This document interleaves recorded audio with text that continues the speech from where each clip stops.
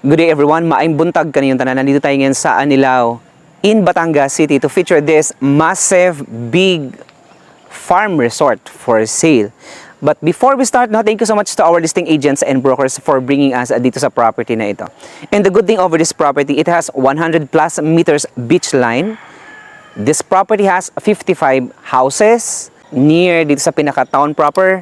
And this property is Torrance. Property is selling in the market for 320 million pesos. Right? Watch this.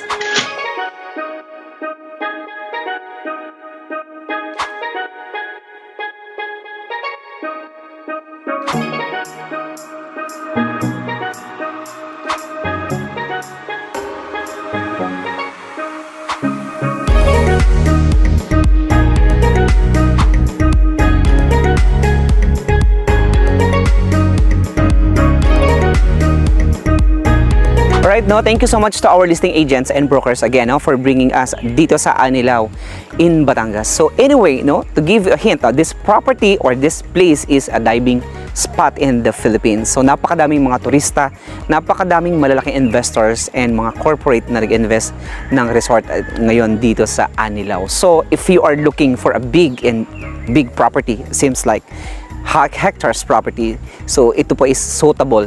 Plus, you have nice right of way. So, ang right of way is kasama sa title. And the good thing over this estate is talaga namang namumunga na yung mga puno. You have lot of fruit-bearing trees. You have lot of good woods na pwede pang i-cut and then i-develop later on once you are in the possession of this property. And today, we will check out this entire property. Right? Follow me, Benji. Anyway, so if you haven't subscribed our channel, please do subscribe and click on the bells to get you notified for whenever we release new YouTube videos. You can message us on our Facebook and Instagram by simply clicking the link below on the description box. And then, call us today. Alright? Follow me, guys. Anyway, so this is the property. So you have here fence, The property is fenced already, partially fenced. And napakadaming mong mga houses, napakadaming malalaking mga puno.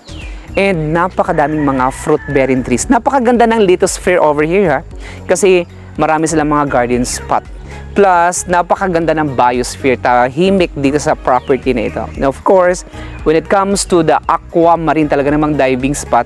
So, napakadaming mga fresh seafood dito sa vicinity na ito. Alright, follow me. So again, this property is selling in the market for 320 million pesos, capital gain tax inclusion. So ito yung mga part ng property. So these are the real estate property. So just imagine na you have good and solid investment dito sa Philippines. So talaga namang kumikita ito.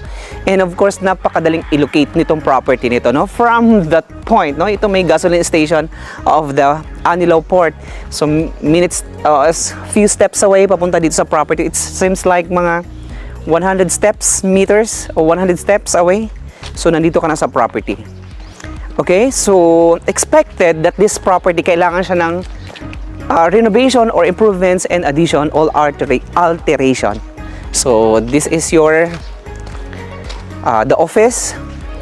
So right now sarado siya, but if you have a time to call, so pwede nating ipabuksan lahat ng mga rooms.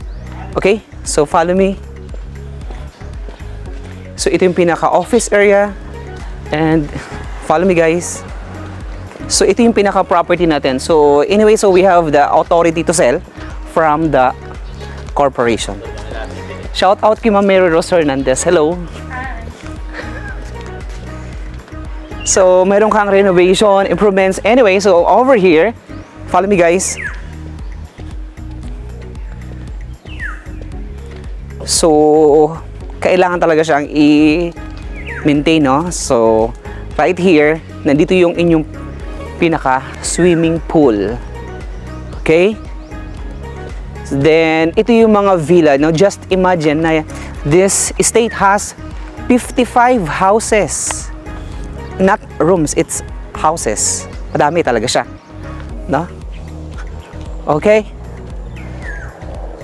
So, aside from a long-term ownership or perpetual ownership, so this property talaga naman kumikita. So, you have nice ROI. No, seems like na wala ng pandemic, no? Claim that na wala ng pandemic. So, once open na lahat ng tourism, guys, napakaganda ng property na ito. Talaga, believe me. Talagang, once you say Anilao, talagang pinupuntahan ng mga turista. So, shout out sa ating mga buyers, sa mga piloto, mga kapitan sa barko. So, ito, napakagandang investment, no? Pwede nyo yung corpo or mga kamag-anak, no? Tampo-tambuhan nyo din.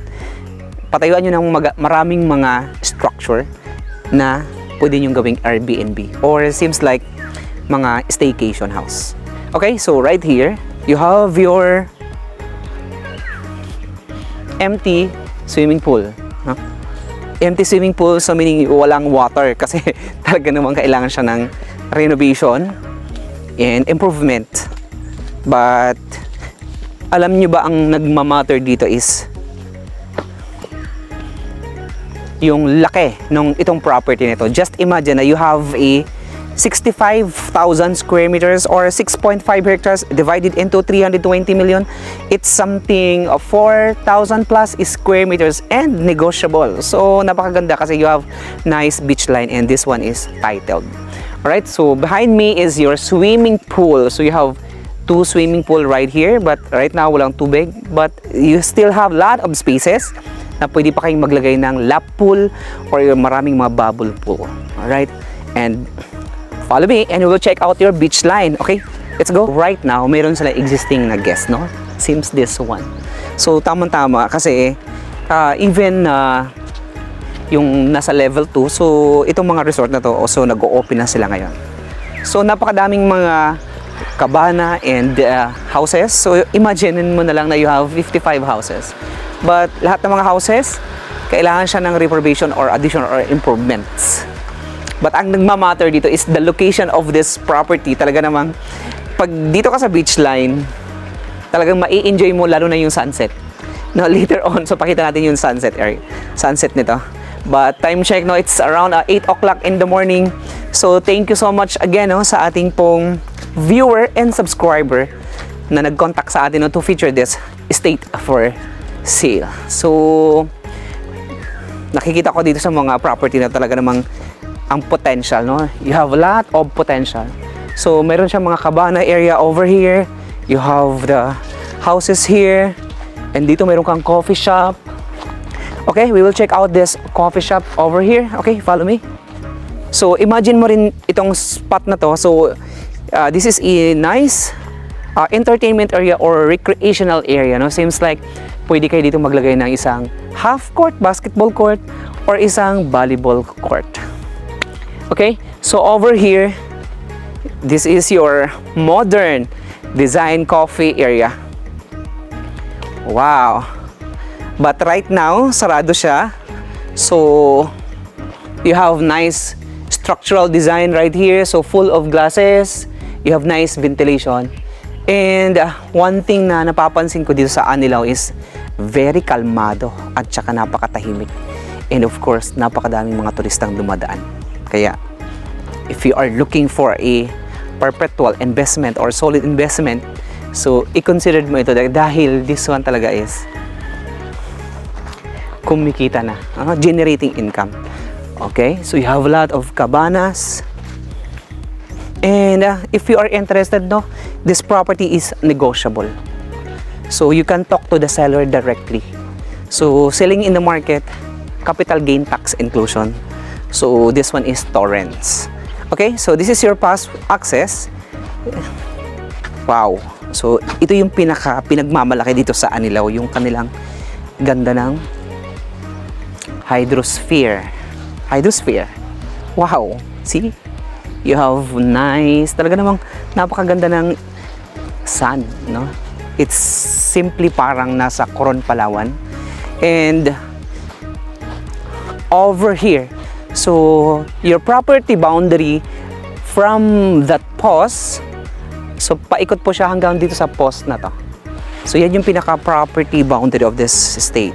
So you have nice frontage, so you have nice beach line. So seems like this property can accommodate mga 1,000 guests or more.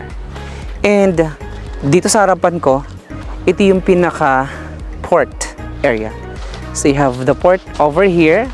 So papunta doon sa mga beaches at saka sa ibang mga islands. Anyway, no, nandito tayo ngayon sa Aguila Beach Resort in Anilao, Batangas. Alright, so we're done, no? We will go over there to give you the recap of this property for sale. Now let's go.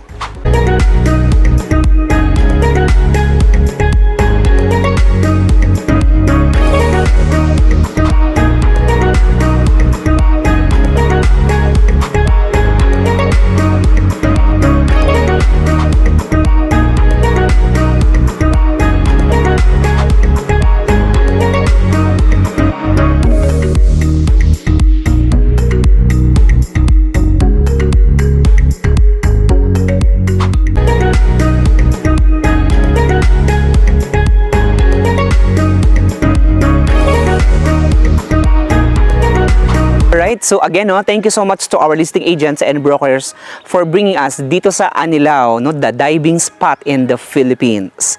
So if you are looking for the property with nice beachfront, of course you have nice beach line, so you can consider this estate.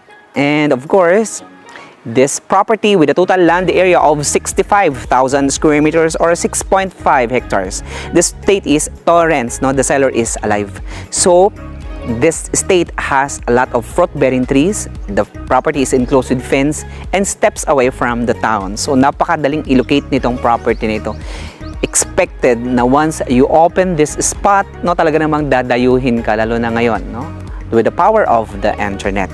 So if you are interested, no, to check out and buy this property, so you can reach us on the number flashing on the screen. So again, no, thank you so much to Ma'am Mary Rose Hernandez for bringing us dito sa Anilao in Batangas. Okay, so thank you so much and I hope to see you in my next video. Maraming salamat po, dagang salamat. Gracias, amigo, amiga all over the globe. Thank you very much and God bless everybody.